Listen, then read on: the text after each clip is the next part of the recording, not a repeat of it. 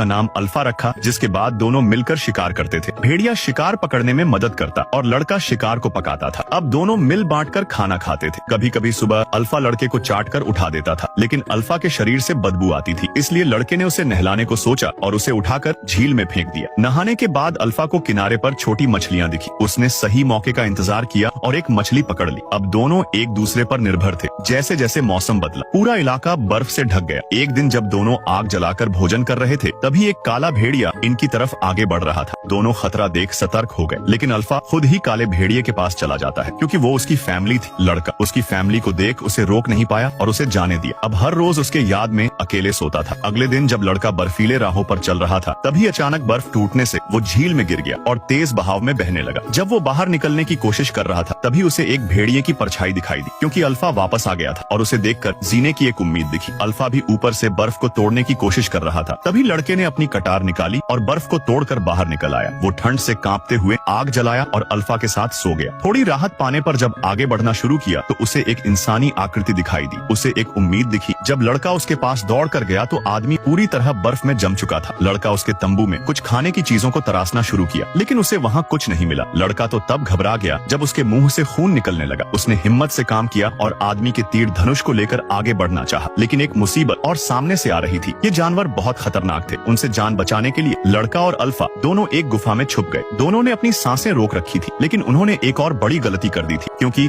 उन्होंने एक खूंखार जानवर को जगा दिया था। उसने लड़के पर हमला करने के लिए जैसे ही छलांग लगाया, तभी अल्फा उसे रोकने के लिए साइबर शिकारी से भीड़ गया। भले ही भेड़िया उसके सामने टिक नहीं पा रहा था, फिर भी अल्फा उसे बार बार रोकने की कोशिश कर रहा था। तभी लड़के ने अपनी तीर कमान संभाली और साइबर शिकारी पर चला दी। जब वो मर गया, तो लड़के ने अल्फा को पुकारा, लेकिन वो लड़ाई के दौरान बेहोश हो गया था। लड़के ने उसके घाव को साफ किया और एक दिन आराम करने के बाद लड़का और अल्फा दोनों ने सफर को जारी रखा, लेकिन अल्फा ज्यादा देर तक टिक नहीं पाया और कुछ ही देर में नीचे गिर गया। लड़के के पास भेड़िए के इलाज का कोई तरकीब नहीं था, जिसके बाद लड़के ने उसे अपने बाहों में उठाया और सफर जारी रखा। लेकिन अभी वो कुछ दूरी चला ही था, तभी वो भी नीचे गिर पड़ा। जब लड़का बेहोश था, तब उसने बेहोशी में अपने माता पिता को देखा, जो उसका इंतजार कर रहे थे। इस सब